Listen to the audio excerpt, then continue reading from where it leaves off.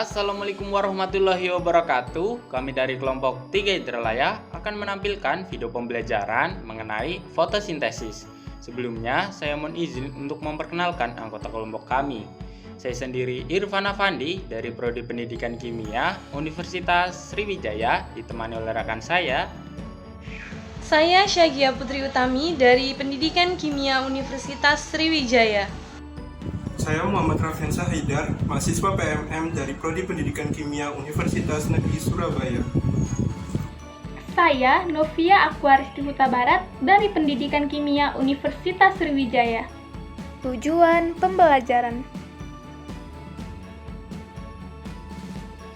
Tujuan pembelajaran, mahasiswa mampu menguasai fondasi saintifik pada materi fotosintesis. Prosedur proyek. Adapun prosedur proyeknya yaitu 1. Carilah dan pahami materi mengenai fotosintesis. 2. Carilah objek proses fotosintesis, kemudian jelaskan. 3. Jelaskan fotosistem 1 dan 2, juga siklus Kelvin. Yang terakhir, edit video dengan semenarik mungkin. Materi singkat.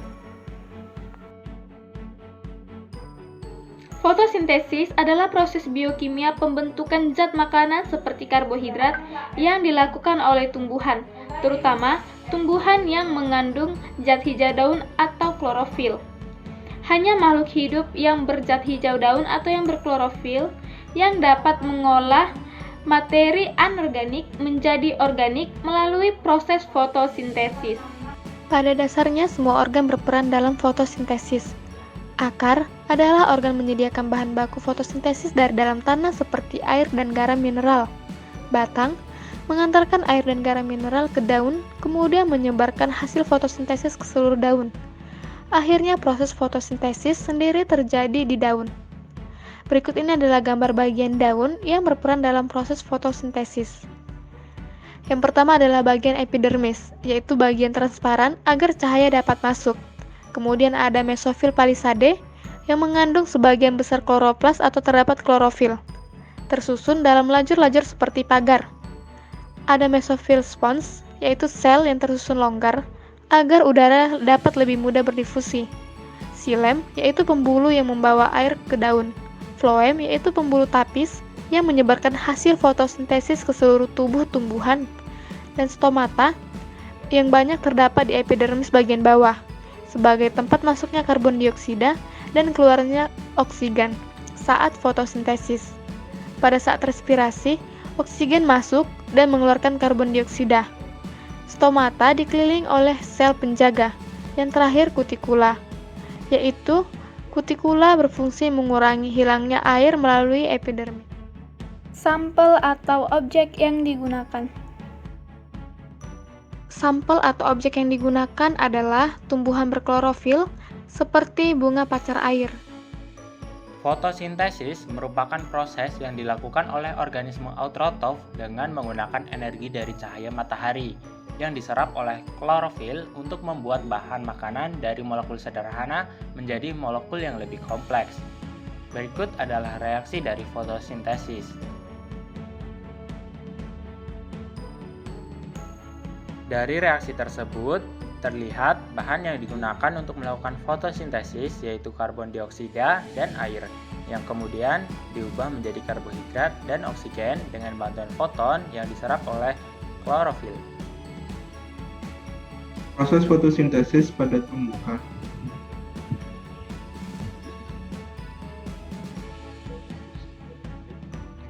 Fotosintesis terdiri dari dua kata, yakni foton yang berarti cahaya serta sintesis yang berarti penyusunan. Adalah reaksi penyusunan senyawa-senyawa sederhana menjadi senyawa kompleks organik dengan menggunakan energi dari cahaya. Nah, senyawa sederhana ini meliputi gas karbon dioksida, H2O, serta garam-garam mineral yang terlarut. Adapun untuk energi dari cahaya dapat berasal dari sinar matahari atau cahaya lain yang intensitasnya sama. Fotosintesis dapat dilakukan oleh organisme fotoautotrof, misalnya tumbuhan hijau, bakteri berklorofil, dan bakteri ungu. Keseluruhan dari persamaan reaksi pada proses ini menggambarkan sebuah redoks dari H2O yang mendonasikan elektronnya sebagai hidrogen untuk mereduksi CO2 membentuk karbohidrat.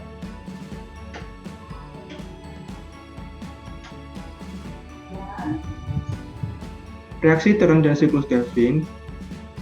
Jadi dalam fotosintesis ini terjadi dua proses, di mana ia sama-sama terjadi pada kloroplast.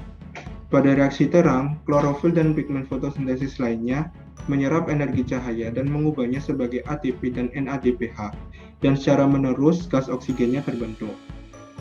Yang kemudian ada pada reaksi Kelvin, ATP dan NADPH digunakan untuk mereduksi gas karbon dioksida membentuk produk berupa molekul 3-fosfat, pati, sukrosa, dan yang semisal darinya. Tuh dan 2 beserta hubungannya. Yang pertama ada fotosistem 2, yakni sejenis sistem yang mengandung klorofil A dan B dalam jumlah yang setara. Aksitasi elektron dari pusat reaksi kimianya, yakni P680, mengarahkan elektron melalui kompleks sitokrom BAF bersamaan memindahkan proton melalui membran tilakoid. Fotosistem 1 adalah sejenis sistem yang didesain sebagai pusat reaksi kimia P700 dan memiliki nisbah tinggi terhadap klorofil A dibandingkan klorofil B. Dan juga elektron-elektron yang tereksitasi dari P700 kemudian menuju protein ferrodoksin menghasilkan produk akhir berupa NADPH.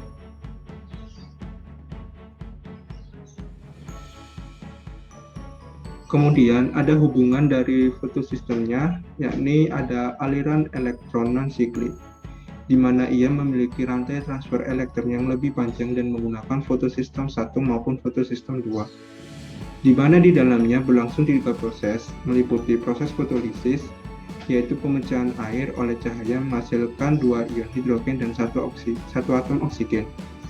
Kemudian ada proses fosforilasi, yaitu pembentukan ATP dari ADP yang dikendalikan oleh cahaya. Yang ketiga, adanya proses pembentukan NADPH.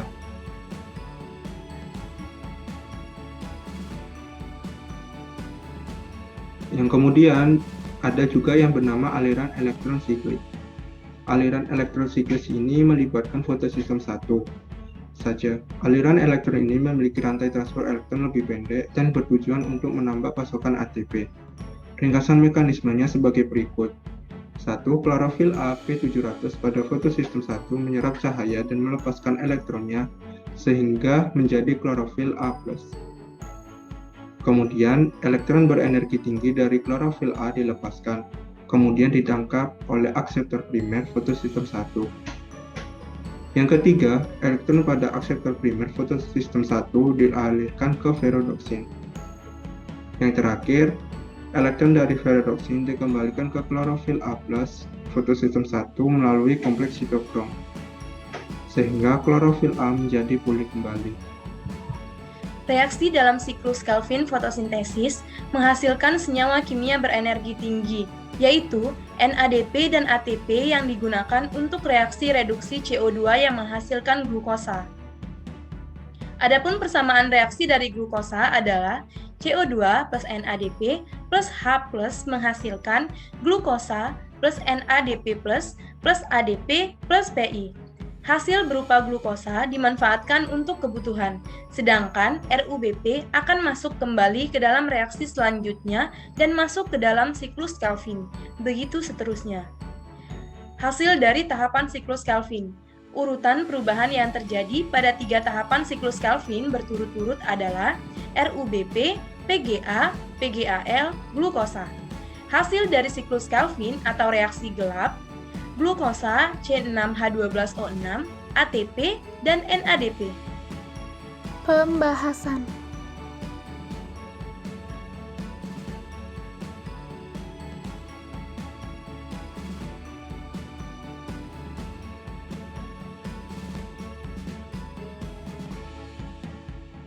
Kesimpulan.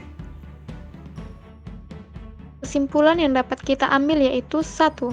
Fotosintesis adalah suatu proses biokimia pembentukan zat makanan seperti karbohidrat yang dilakukan tumbuhan, terutama tumbuhan yang mengandung zat hijau daun atau klorofil.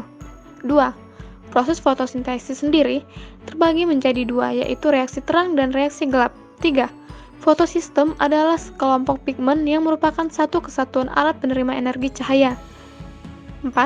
Fotosistem terbagi menjadi dua, yaitu fotosistem 1 dan fotosistem 2. Yang terakhir, siklus Calvin adalah rangkaian reaksi kimia yang terdapat pada tumbuhan tanpa memerlukan bantuan cahaya. Reaksi ini disebut juga sebagai reaksi gelap.